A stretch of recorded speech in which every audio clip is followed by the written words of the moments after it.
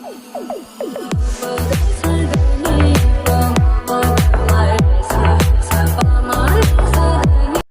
To our channel. இன்னைக்கு நம்ம முன்னாடி பார்க்கணும் ஏடிடி சேனல்ல இருந்து GTA 5 ஸ்டோரி எக்ஸ்பிளைன் பார்ட் 1 தான் பார்க்க போறோம். வாங்க வீடியோக்குள்ள போயிடலாம். GTA 5 இது ஒரு action adventure open world game. இந்த கேம் 2013ல் PS3லையும் 2014ல் PS4லையும் எக்ஸ்பாக்ஸ் ரிலீஸ் ஆச்சு. கடைசியாக தான் 2015ல் பிசிக்கு ரிலீஸ் ஆச்சு. ஓவரா பேசாமல் வீடியோக்குள்ளே போயிடுவோம்.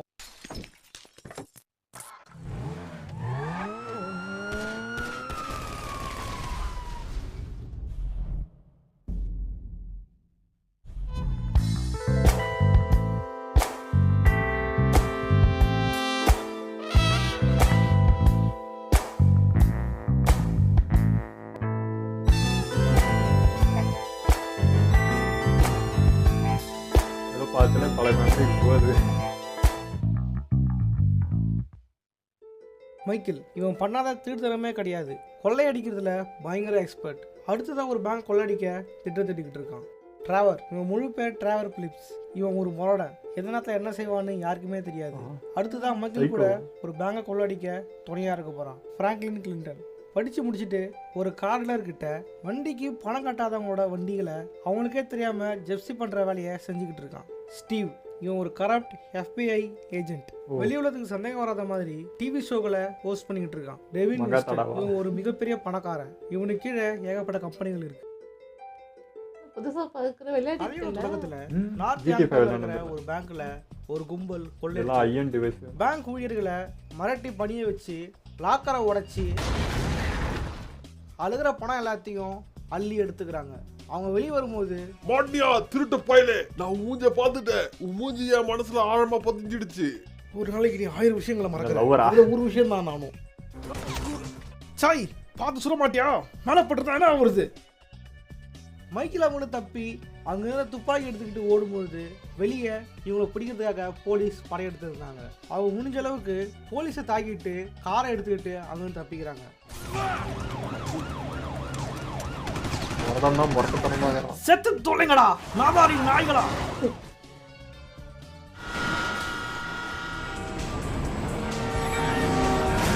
இந்த போலீஸ் யாருக்கும் எதுவும் ஆகலையே. அடச்சை, என்ன கருமண்டா இது. இந்த காரோட கதை அவ்வளவுதான். வாங்கடா சாப்பர் தேடி போலாம். இல்ல ஏய், பிளான் படினாடா. என்ன போட்ட பிளான் போய் நடக்க பாரு, வா போலாம். அவங்க போட்ட பிளான் படி அங்கிருந்து தப்பிக்க அவங்களே எதிர்பார்க்காத அளவுக்கு ஒருத்தன் அங்க ஒளிஞ்சிட்டு இருந்தான். இன்னொரு கேங் இவங்க போலீஸ்காரங்க வந்துட்டானுங்க. எவனோ ஒரு தகவல் சொல்லிருக்கா, பிராட காப்பாத்தி ஆகணும். ஆனா அதுக்கு முன்னாடி நம்ம இங்க தப்பிச்சாகணுமே. எடியும் சுட்டாங்கடா கடவுளே. இங்க இருந்து போயிரு. என்னால அவனை விட்டு போக முடியாதா மைக்கு? நம்மள யாராவது கூட இருக்கணும். ஆரம்பத்துல ரெண்டு பேரும் போக மாட்டேன்னு நினைக்கிறேன். போ இங்க இருந்து போ. சாவுகளா நாதாரி நாய்களா. இவங்க சுட்டது போலீஸே இல்ல. நில்லு சொல்லிட்டு இருக்கல, அங்கே நில்றி. போலீஸ் டிரைவரை துரத்த டிரைவர் அவனை தாக்கிட்டு அங்கிருந்த ஒரு பொண்ணை பிணைக்கைதியை காமிச்சு அவங்ககிட்ட தப்பிச்சு ஓடுறான். ஆனால் போலீஸ் அவனை விடாமல் துப்பாக்கியோட துரத்திக்கிட்டு இருந்தாங்க. அவனால் எவ்வளோ தூரம் தான் ஓட முடியும். மைக்கேலுக்கு சுடுகாட்டில் ஈமசடங்கு நடந்துக்கிட்டு இருந்தது.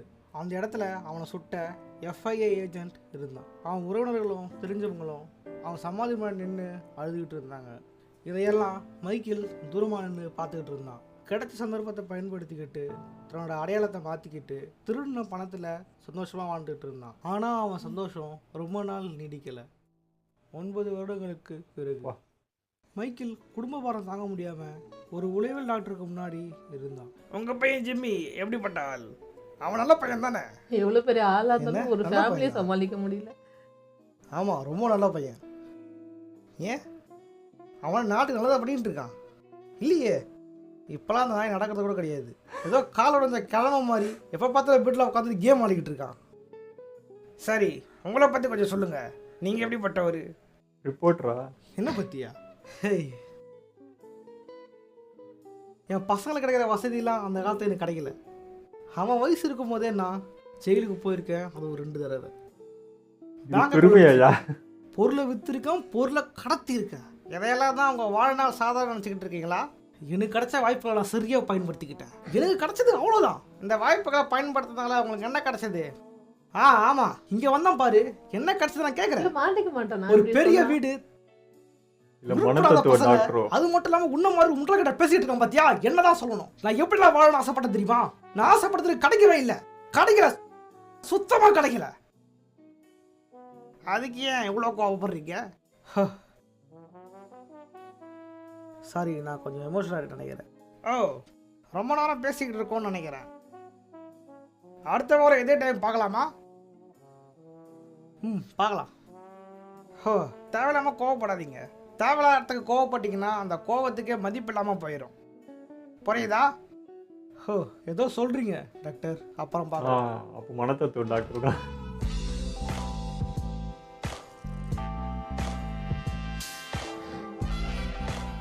இங்க பாரு அண்ணாத்த, பெட்ரோல் பீச் ஹவுஸ் எங்க இருக்குன்னு சொல்ல முடியுமா?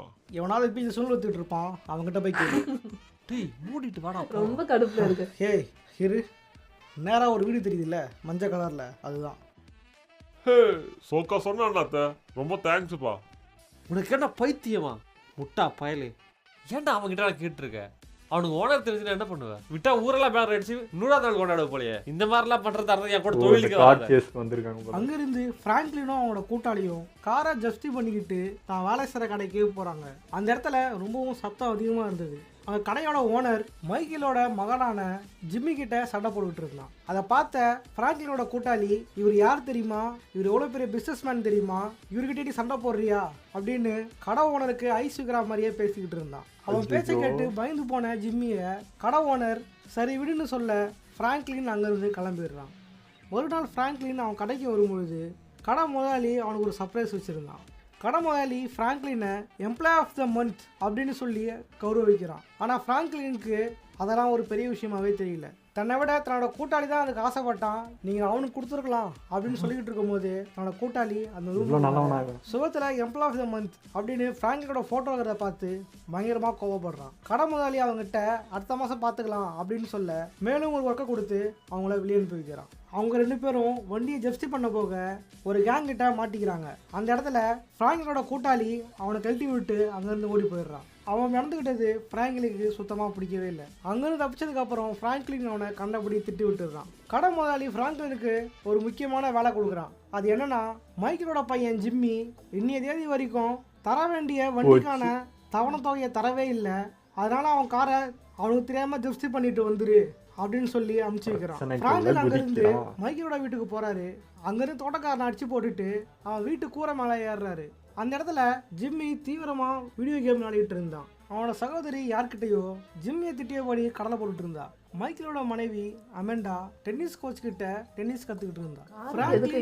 தெரியாம கராஜ்ல இருந்து காரை எடுத்துக்கிட்டு வழியில கார்ல இன்னும் சத்தம் கேட்குது. திடீர்னு மைக்கேல் காரோட பேக் சீட்ல இருந்தான். அசையாத, மூளை சதுரிடும். இதுதானே அந்த இடம்? இந்த இடம் தான். வண்டியை ஓட்டு. வண்டி கடை உடைச்சிட்டு உள்ளே போகணும் வேகமா. நான் சொன்னதை மட்டும் நீ செய்யலை, உன் மண்டை ஓடு சதுரிடும், அதுவும் என் கையாலேயே. ஓவரா தெலுங்கு படம் பாப்பியோ? நான் உன்னை ஜோக்கா சொல்ல சொன்னேன். யோ நீ எப்படி இருந்தாலும் என்ன கொன்றுற யாரும் சீரியஸாவே இருக்க மாட்டாங்க.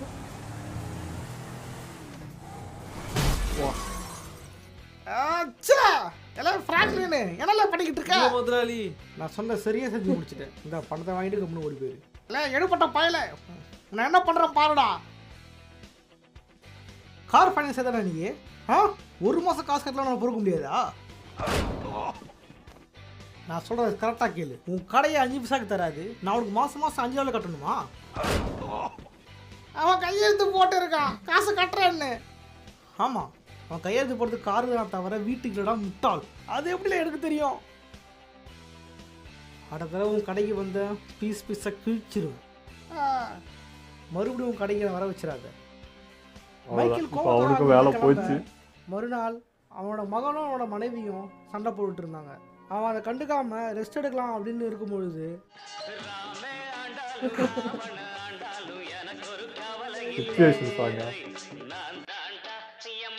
வேலை போயிடுச்சு ஐயா, வேலை கொடுங்கன்னு போகிறோம். ஃப்ராங்க்லின் மைக்கேல் கிட்ட தனக்கு வேலை போயிருச்சு, ஏதாவது வேலை இருந்தால் சொல்லுங்க அப்படின்னு அவன் கேட்கும்போது ஜிம்மி மைக்கேலுக்கு கால் பண்ணி, நான் ஒரு பிரச்சனையில் மாட்டிக்கிட்டேன், தயவு செஞ்சு என்னை வந்து காப்பாற்றுங்க அப்படின்னு ஜிம்மி கால் பண்ண மைக்கேலும் ஃப்ராங்க்லினும் அவனை காப்பாற்ற போகிறாங்க. அங்கே ஓடுற வண்டியில் தொகைக்கிட்டு இருந்த ஜிம்மியை 2 பேரும் காப்பாற்ற மைக்கேலும் ஃப்ராங்க்லினும் நல்ல நண்பர்களாக ஆயிடுறாங்க.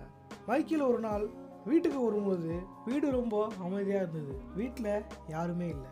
எல்லாரும் எங்கடா போனீங்க அப்படின்னு பார்க்கும்போது அங்கே தன்னோட மனைவியோட டென்னிஸ் பேட்டும் கோச்சோட டென்னிஸ் பேட்டும் மட்டும் இருந்தது.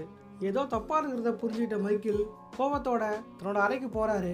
அங்கே அமண்டா மைக்கேலை துரத்த உள்ள நடந்துருக்குது. 2 பேருமே கைங்களுமா மாட்டிக்கிட்டாங்க.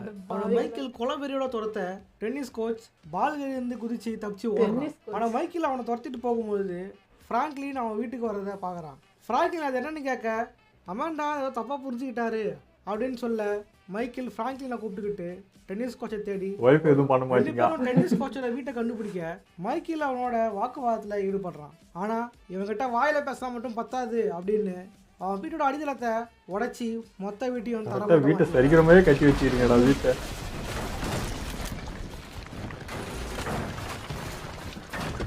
அவ்வளோதான், கிரிமினல் ஆயிட்டான். 2 பேரும் மைக்கேலோட வீட்டுக்கு வர அப்போ திடீர்னு ஒரு கார் வருது.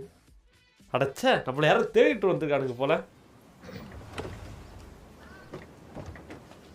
நான் யாருன்னு தெரியுதா? சொல்லுடா, நான் யாருன்னு தெரியுதா இல்லையா உனக்கு? தெரியாது.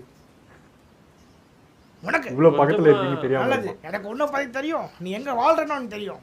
ஆமா, நீ யாருடா? நான் ஃப்ராங்க்லின். லைசன்ஸ்? போலீஸ் மேல லைசன்ஸ் கேக்குறீங்க? சரி ஃப்ராங்க்லின், மேபே இவன் கூட நீ ஆயிரு. ஆமா, நான் யார் தெரியுமா? நீ தானே மார்டின் மதராசோ? குட் பாய். இப்ப நான் யாருன்னு அந்த முட்டா பாலுக்கு சொல்லு. யோ மைக்கேல், மிஸ்டர் மதராசோ வந்து நம்ம ஏரியாலே ஒரு பெரிய பிசினஸ் மேன். ஒரு தடவை இவர் உள்ள தள்ளுறதுக்கு கேஸ்லாம் கூட போட்டாங்க. அதாவது அமெரிக்கன் ட்ரக் டீமை வச்சிருக்கிறதா சொல்லி. ஆனால் எதுவுமே வேலைக்காகல. ஏன்னா சாட்சி சொல்ல யாருமே வரல. அறிவாளிதான் இல்லை நீ. ஒரு கார் மெக்கானிக் தெரிஞ்சது கூட ஒரு எட்டுக்கு தெரியல. இதை கொஞ்சம் பதில் சொல்லு.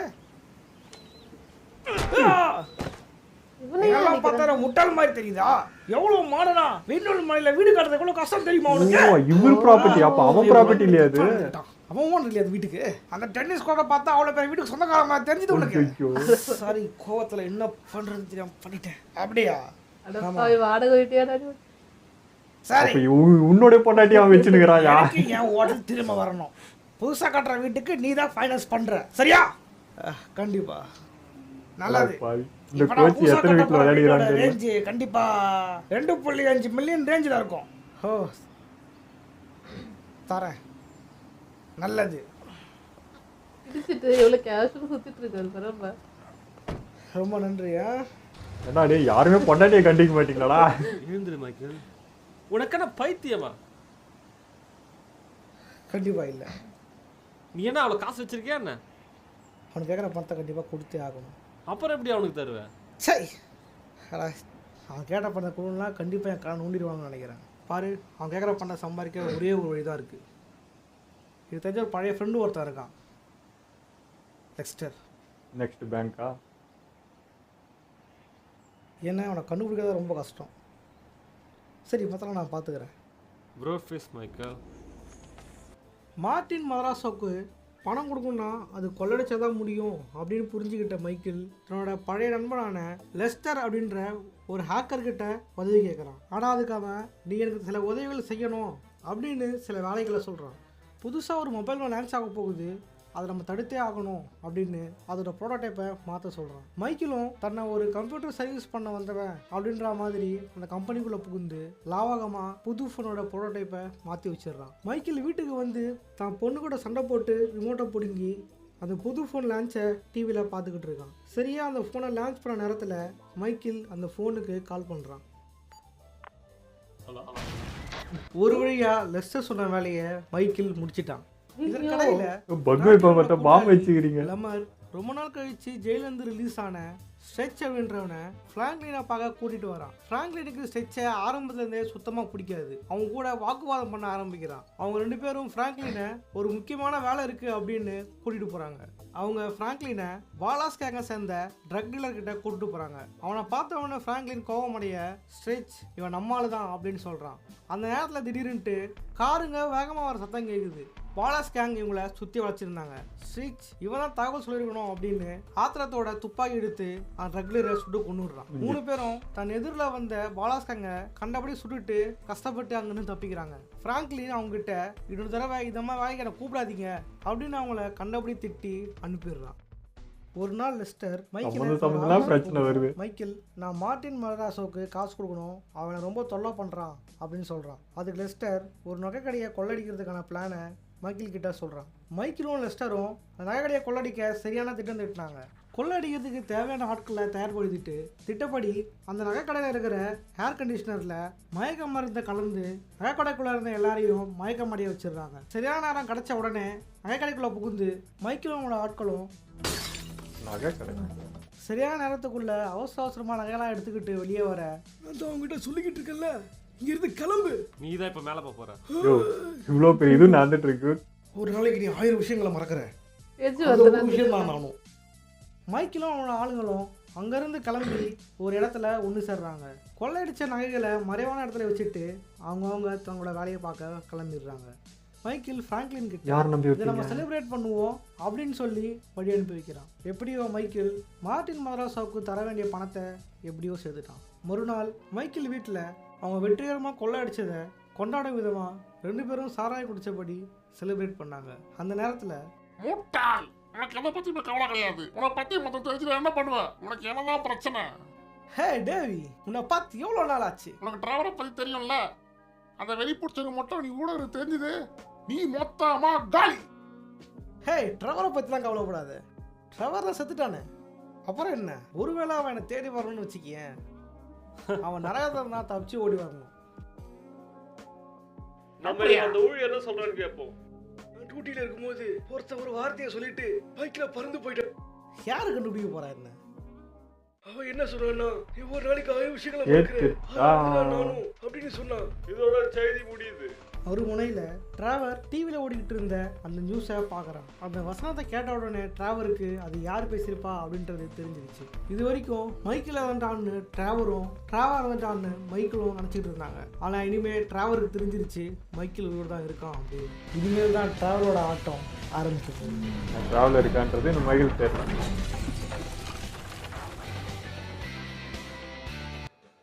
கதையை பார்த்ததோ ஃபஸ்ட்டு சொன்னது ஏன்டா இப்படி பதில் கோவப்படுறீங்க, சும்மா இருக்கிற ஊரை தீக்குளமாக மாற்றிடுவானுங்க போலகுதுன்ற மாதிரி. இது உடனே எல்லாம் சட்டுன்னு முடிவு எடுக்கிறானுங்க. ஆனால் அதாவது அவங்களுக்குள்ளேயே அதை பேசி அவங்களுக்குள்ளேயே பண்ண சிம்பிளாக முடிஞ்சிடும். இவன் கோவப்படுறான், அவங்க போய் வச்சு அவன் வீடு அவந்து இல்லை அது இன்னொருத்தந்து போயினே இருக்குது. ஆக மொத்தம் கோச்சு நீ தாண்டா பல வேலை பார்த்துருக்கு, எல்லா வீட்டுக்கும் போய் நல்லா விளையாடுறான், இவனுங்க ஆச்சுன்னு இவனுங்க சாப்பிட்றானுங்க, அவன் நிம்மதியாகிறான், அவனை யாரும் டச் பண்ண மாட்டேறாங்க, பொண்டாட்டியும் கேட்க மாட்டேறாங்க. சம்மந்தம் இல்லாமல் பிரச்சனை வருது. இவங்க எப்படி இருந்தால் இவங்க பார்க்கறதுக்கு ஒரு சமயத்தில் பாவமாக இருக்குது. இவனுங்க அமைதியாக இருந்தால் பிரச்சனை இவனுங்களை தேடி வந்து இவங்க தலையில் விழுதுன்ற மாதிரி இருந்துச்சு. GTA 5 பற்றி ஐடியா இல்லை எனக்கு, தெரியுதெல்லாம் இருக்குது இப்படி வந்துருக்குன்றதெல்லாம். பட் விளையாடுறதுல அதுக்கெலாம் வந்து ஐடி வேஸ் வேணும். அப்போ நான் வச்சுன்றது ஒரு டொக்கு சிஸ்டம் வச்சுருந்தேன். அதில் என்ன YCT தான் விளையாட முடியும், அது மட்டும் தான். அதுவே ஒரு 2-3 முறை அது முடிச்சிருக்கேன். ஏன்னா அது ஒரு கேம் தான் விளையாட முடியும், அவ்வளோதான் அது கெப்பாசிட்டியே. ஸோ அது மாதிரி தான் தெரியும். அதுக்கப்புறம் இதுன்னுவாங்க, அதுக்கப்புறம் சான் ஆண்ட்ரஸ் அது கொஞ்சம் அது ஒரு 3/4 வயசுக்கிட்ட விளையாடிக்கிறேன், அவ்வளோதான். இது 2 மட்டும் தான் விளையாடுனது, மீது எந்த இதுவும் எனக்கு தெரியவும் தெரியாது. இதெல்லாம் வந்து ஐஎன்ன்றதுனால டச் பண்ணல. GTA 4 விளையாடின மாதிரி எனக்கு ஒரு ஞாபகம். அது ஒரு 1/4 வயசு விளையாடிருப்போம், அவ்வளோதான். அது கூட வேறு ஒருத்தர் சிஸ்டமில் ஏதோ ஒன்று இருந்துச்சு, சும்மா அப்பப்போ போய் விளையாடுறது, அவ்வளோதான் தெரியும். மற்றபடி இது பார்க்கறதுக்கு இன்னும் நல்லா இருக்குது. அது ஒரு என்ன சொல்கிறது, அந்த கிராஃபிக்ஸ் வேறு. பட் இதெல்லாம் பயங்கரமாக கிராஃபிக்ஸ் இருக்குது, அப்படியே சினிமா படம் பார்க்குற மாதிரி இது. இதெல்லாம் ரியாலிட்டியாக இருக்குது. கதை வயசு அப்படியே போகுது, விஷுவலாக நல்லா இருக்குது. இது பார்க்கறதுக்கு அப்புறம் தான் இதெல்லாம் சிஸ்டம் இருக்கும்போது பண்ணியிருக்கூடாதா வந்திருக்கூடாதான்ற மாதிரி இருந்துச்சு. நல்லா தாங்க இருக்காங்க. ஆமாம், நல்லா ஃபன்னாக இருந்தது. ப்ளஸ் அந்த ஃப்ரெண்ட்ஸோட அந்த கான்வர்சேஷன், இவங்க நடுவில் அந்த ஃபன்னியாக அந்த வேர்ட்ஸ்லாம் ஆட் பண்ணது, அதெல்லாம் சூப்பராக இருந்தது. ஆனால் பெரிய பெரிய விஷயத்தையும் ரொம்ப கேஷுவலாக அப்படியே என்னமோ போகிற போக்கில் பண்ணிட்டு போகிறாங்க. நமக்கு என்னமோ அந்த ஃபோன் கூட அப்படி தான், நான் ஏதோ வேறு ஏதோ மாற்றிட்டு எடுத்துகிட்டு வராங்கன்னு பார்த்தா பாம் வச்சுட்டு வராங்க. ஸோ அதெல்லாம் பெரிய பெரிய விஷயத்தெல்லாம் வந்து அசால்ட்டாக பண்ணுறாங்க. நான் என்ன நினச்சேன்னா, அந்த பேங்க் கொள்ளையா இருக்குல்ல, அந்த ஃபிங்கர் பிரிண்ட்டு நம்ம படத்தில் பார்க்குறது அப்படி தானே, மொபைலில் மாற்றி வைக்கிறது வாய்ஸ்கெல்லாம் அந்த மாதிரி நினச்சிருந்தா நான் நினச்சேன். பார்த்தா பாம்பு வச்சுட்டு வந்துக்கிறான். ஸோ அது ஒரு பிரச்சனை. இப்போ நகை கடை கொள்ளை வச்சுக்கிறான், அவன் ஓனர் யாராக இருப்பான்னு தெரியாது, அவனுக்கு கண்டிப்பாக வில்லனாக இருந்தால் அவனும் வருவான். ஸோ இந்த மாதிரி ஒரு பிரச்சனையை தீர்க்கிறன்ட்டு இன்னொரு பிரச்சனைக்குள்ளே வந்துடுறாங்க, அது வருது. இது போக பழைய பகைக்கு வேறு தெரியாமல் இருந்ததையும் ஒரு வார்த்தை விட்டு இப்போ அது டிவியில் வந்து இப்போ அவனுக்கு கொழுந்து விட்டு எழுந்து வரான். அவன் தான் எனக்கு தெரிஞ்சு மெயின் வில்லனாக இருப்பான் போலகுது. சைக்கோ மாதிரி தெரியுது. அவன் விட்டபடி இல்லைன்ட்டு. ஏன்னா அவனுக்கு பாதிக்கப்பட்டிருக்கான். அன்றைக்கி கொன்னது இவங்க ஆப்போனன்ட் டீம் இவங்களா தான் இருக்கும்னு நினைக்கிறேன். ஸோ இது ஒரு பக்கம் போகுது. பிரச்சனை மேலே பிரச்சனை வந்துனே இருக்குது. மைக்கிளுக்கு தான் தலை சுத்த போகுது. அதே மாதிரி இவன் கார் மெக்கானிக் பார்த்தா இவன் ரொம்ப நாலேஜ் ஆகிறான், எல்லாத்தையும் பற்றி தெரிஞ்சு வச்சுன்னுக்கிறான். இப்போ சொல்லப்போனால் டானாக இருக்கு, ஒரு வில்லனாக இருக்கு, நீதாயா பெரிய பெரிய ஆளுங்களை தெரிஞ்சு வச்சுன்னு யாருன்னு கேட்குறாரு, இவன் உட்காந்து எக்ஸ்பிளைன் பண்ணுற மாதிரி இருந்துச்சு. நல்லா தான் போச்சு எல்லாமே. ஆனால் ஒன்று வந்து பாருங்க, ஒய்ஃப் வந்து நீங்கள் தப்பாக புரிஞ்சுக்கிட்டீங்க, ஏமா இதை வேற எப்படிமா புரிஞ்சுக்கிறது, அவன் ட்ரெஸ் இல்லாமல் ரூம்லேருந்து எழுந்து ஓடினுங்கிறான்.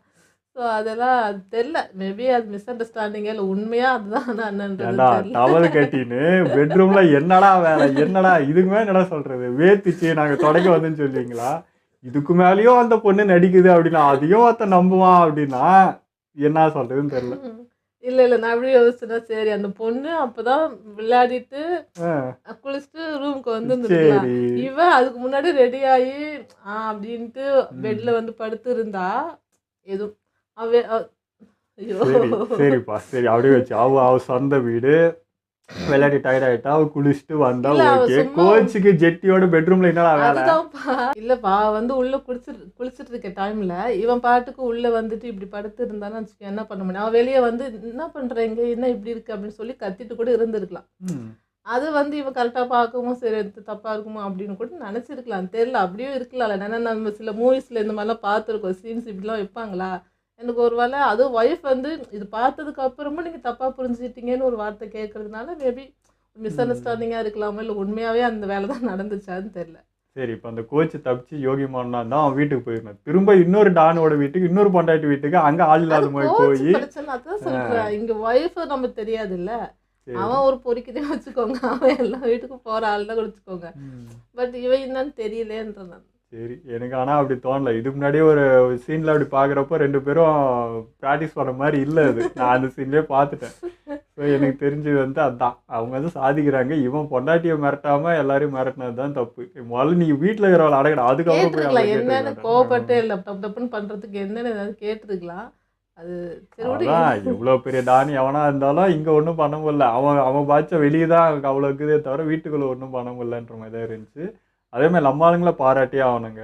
ஏன்னா அவங்க எப்படி பேசுவான்னு தெரியும். நார்மல் பீப்புளே அங்கே பச்சை பச்சையாக தான் பேசுவானுங்க. இவனுங்க அநாகரிகமான செயல் செய்கிறவங்க அப்போ எவ்வளோ கெலிஜியாக பேசுவாங்கன்றது புரிஞ்சது. ஆனால் நம்ம ஆளுங்க வந்து டீசெண்டாக அழகாக போனாங்க. அங்கே இருக்கிற மாதிரியே டப்பிங் பண்ணி தான் வச்சுங்க, ஃபுல்லாக பீப் போட்டு தான் முச்சு இருக்கணும் இதை. ஸோ அது சூப்பராக இருந்தது. நம்மளுக்கு ஏற்ற மாதிரி டைலாக்ஸ்லாம் போட்டு அது பண்ண எடுத்துகிட்டு போனாங்க. சூப்பராக இருந்தது. ஓகே, எங்களை வீடியோ பிடிச்சிருந்தா லைக் கமெண்ட் ஷேர் பண்ணுங்கள், மறக்காமல் சப்ஸ்கிரைப் பண்ணுங்கள்.